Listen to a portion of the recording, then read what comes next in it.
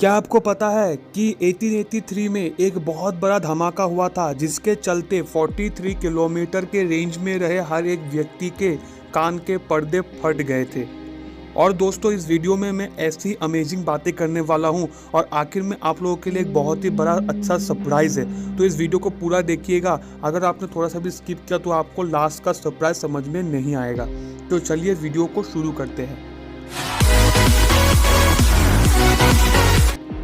दिन था 27 अगस्त 1883। उस दिन ऑस्ट्रेलिया के लोगों को एक बहुत बड़ी आवाज़ सुनाई पड़ी।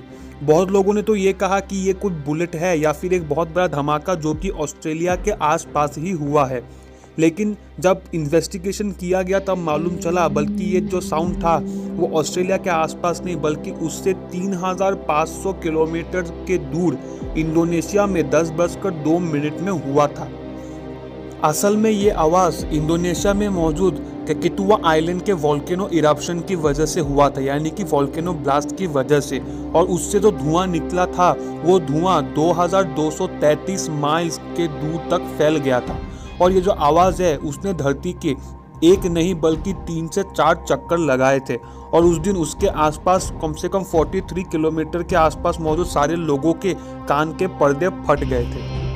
लेकिन दोस्तों, बात जब ब्रह्मांड के लेवल की होती है तो पृथ्वी की सबसे बड़ी और तेज आवाज़ भी इस ब्रह्मांड के सामने बहुत छोटी लगती है, क्योंकि हमारा जो अर्थ है ना वो इस ब्रह्मांड का सिर्फ एक छोटा सा कण है, यानी कि डस्ट पार्टिकल के बराबर है। ब्रह्मांड की सबसे बड़ी आवाज़ को जानने के लिए हमें ज़्यादा दूर नहीं जाना है, बल्कि ये कुछ ही सालों की बात है जब बर्सियस गैलेक्सी के बीच में मौजूद ब्लैक होल से कुछ ब्लू कलर का रे ऑफ लाइट लीक हो गया था, जिसके कारण उसमें एक बहुत बड़ा ब्लास्ट और धमाका हुआ था और उससे एक साउंड प्रोड्यूस हुआ था। और वो ब्रह्मांड की अब तक की सबसे बड़ी आवाज़ मानी जाती है। लेकिन अभी आप यही सोच रहे होंगे कि स्पेस में तो मीडियम नहीं होता और साउंड को ट्रेवल करने के लिए मीडियम चाहिए, तो आखिरकार साइंटिस्ट ने साउंड को स्पेस से आते हुए मेजर कैसे कर लिया।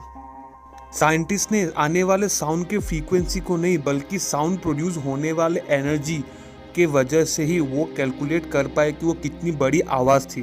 क्योंकि साउंड को ट्रेवल करने के लिए एक साधन या फिर मीडियम चाहिए, लेकिन उसके एनर्जी को ट्रेवल करने के लिए कोई साधन या मीडियम की ज़रूरत नहीं है, जिसकी वजह से उसकी एनर्जी को मेज़र करके हम आराम से उसके फ्रीक्वेंसी को निकाल पाए।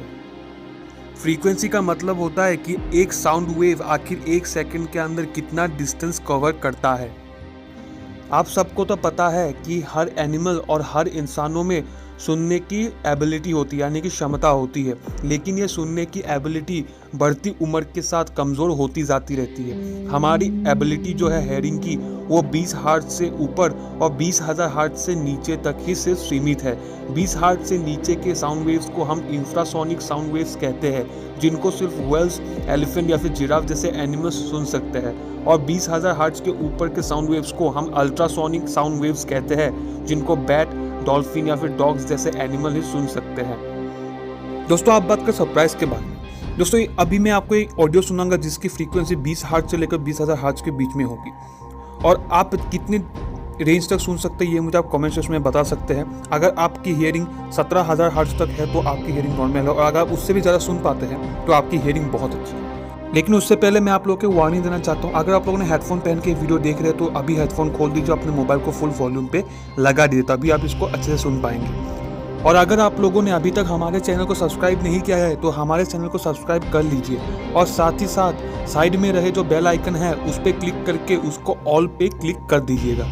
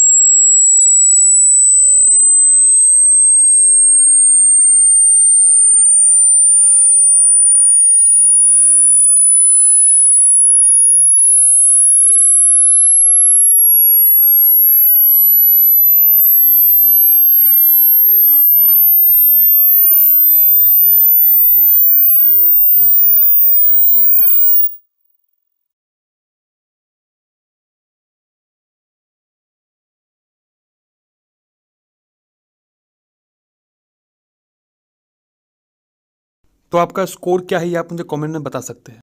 1 मिनट वीडियो कट मत कीजिए, मैं आज फेस कैम कर रहा हूँ क्योंकि मुझे एक बहुत ही इंपॉर्टेंट मैसेज देनी है, ठीक है, आप सब लोगों को देनी है, इसलिए मैं आज फेस कैम कर रहा हूँ, नहीं तो मैं फेस कैम कभी नहीं करता हूँ। आज ये ज़रूरत पड़ी, प्लीज़ बैकग्राउंड को इग्नोर कीजिए, मेरी बात ध्यान से सुनिए। कुछ दिनों से इंडिया में कोरोना वायरस के केसेस काफ़ी ज़्यादा बढ़ने लगे हैं। एक ही दिन में लगभग 700, 500 या फिर 600 तक केसेस आ जाते हैं। तो मैं आपसे निवेदन करता हूँ कि बिना किसी कारण से घर से बाहर मत निकलिए। अगर आप निकलते हैं तो सारे के सारे प्रिकॉशंस लेते रहिए, अपने मुंह को बार बार मत छूइए, और साथ ही साथ अगर आप ये नॉर्म्स फॉलो करते रहेंगे तो शायद कोरोना वायरस के केसेस इंडिया में घट सकते हैं, या फिर आप अपने ही कंट्री को इस सबसे बचा सकते हैं, ठीक है। और अगर आप ये नहीं मानते तो आपका हालत कुछ इस तरीके का हो सकता है।